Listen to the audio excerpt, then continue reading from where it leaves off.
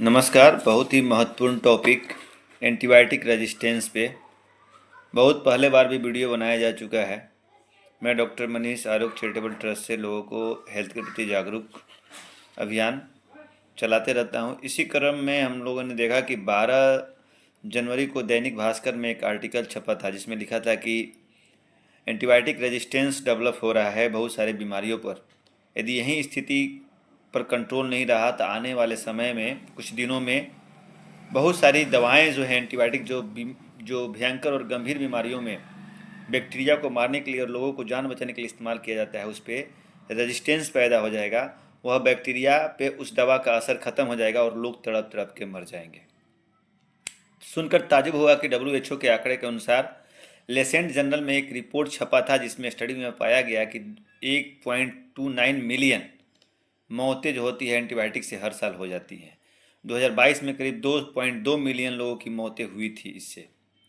तो दैनिक भास्कर का जो एसएमएस रिसर्च, एक 5 अस्पतालों पर रिसर्च किया गया कम से कम 10,000 मरीजों पर, और उसमें पाया गया कि कम से कम 70 से 90% दवाओं का असर कम हो रहा है।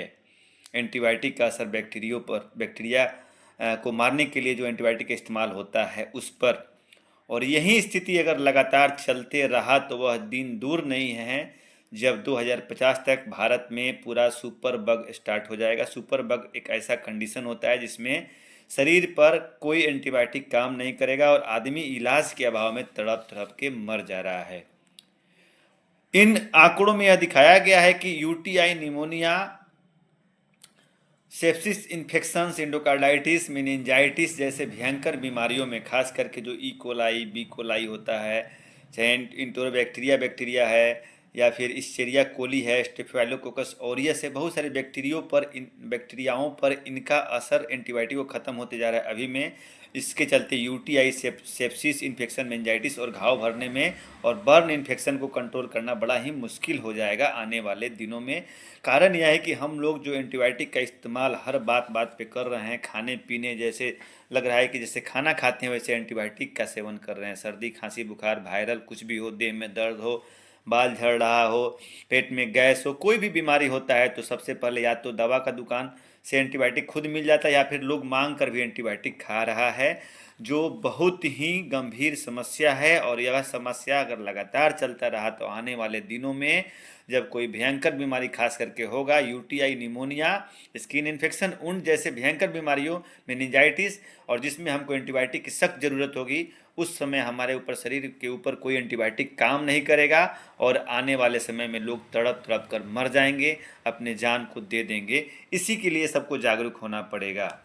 एंटीबायोटिक का इस्तेमाल, अगर एंटीबायोटिक रेजिस्टेंस हो जाएगा तो बहुत ही डेंजरस कंडीशन है और किस तरह का रिस्क का हमको सामना करना पड़ेगा इसको जानना जरूरी है।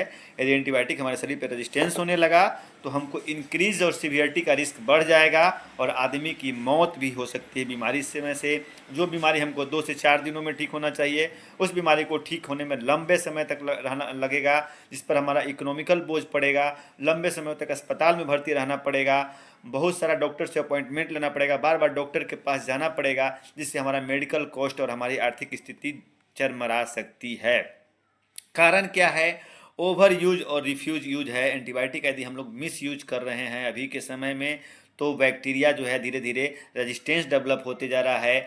बार बार हर चीज़ में एंटीबायोटिक खाते हैं, कुछ भी हो रहा है तो एंटीबायोटिक खा रहे हैं, 2 दिन एंटीबायोटिक कोई और खा रहे हैं, 2 दिन और कोई और खा रहे हैं, एंटीबायोटिक का प्रॉपर डोज नहीं ले रहे हैं, प्रॉपर बीमारी प्रिस्क्रिप्शंस के अनुसार एंटीबायोटिक को नहीं ले रहे हैं, कल्चर कराकर एंटीबायोटिक का सेवन नहीं कर रहे हैं। तो इस कंडीशन में हमारे ऊपर शरीर में बहुत सारा प्रॉब्लम हो रहा है। खासकर एंटीबायोटिक रेजिस्टेंस के स्किन को आगे बढ़ने वाला है। जो बेबीज़ वैसे हैं जो ईयरलियर, मतलब कि जो जन्म लेने का जो अवधि होता है उसके पहले ईयरलियर बर्न जो है, जिनका हुआ है, जिनका उम्र 65 साल से अधिक है, जिनको जो पेशेंट बाहर गंदगी, हाइजीनिक मेंटेन नहीं करते हैं, बाहर के घरों में, जो बाहर के रोड पे रहते हैं, जिनका इम्यून कंप्रेस बीमारी है, जिनको एंटीबायोटिक लंबे समय से चल रहा है, उनमें एंटीबायोटिक रेजिस्टेंस होने का खतरा बढ़ जाएगा। और बहुत सारे बैक्टीरिया जो एंटीबायोटिक रेजिस्टेंस बना लिए हैं, उन बैक्टीरिया में सबसे पहले स्टेफाइलोकोकस ऑरियस के बाद क्लेब्सिला निमोनियाई, स्टेफाइलोकोकस निमोनियाई, इस तरह के बहुत सारे बीमारियाँ, इस्चेरिया कोलाई, जो हो रहा है। तो सुपर बग नहीं आए इसके लिए सबको सतर्क रहना पड़ेगा, नहीं तो आने वाले 2050 तक अगर सुपर बग आ गया तो बहुत सारा बीमारियाँ जैसे गोनोरिया, स्टेफाइलोकोकस के चलते जो बीमारियाँ होती है, meningitis, sepsis infections, multi drug resistance, tuberculosis, ये सब बैक्टीरिया का इलाज करना, इससे जो बीमारी होती है यह इलाज करना मुश्किल हो जाएगा और लोग तड़प तड़प कर इलाज के अभाव में मर जाएगा। एक बार फिर समय है सतर्क रहने का, सावधान रहने का। आप लोग नहीं समझिएगा तो आने वाला दिन बहुत खतरनाक होने जाने वाला है। अभी डॉक्सीसाइक्लिन का जो रिसर्च में जो पता लगा है, डॉक्सीसाइक्लिन का जो एफिकेसी 64% घटा है, टेट्रासाइक्लिन का 76% घटा है, अमीगासिन 63%, मेरोपेनम 55%, एरिथ्रोमाइसिन 70%।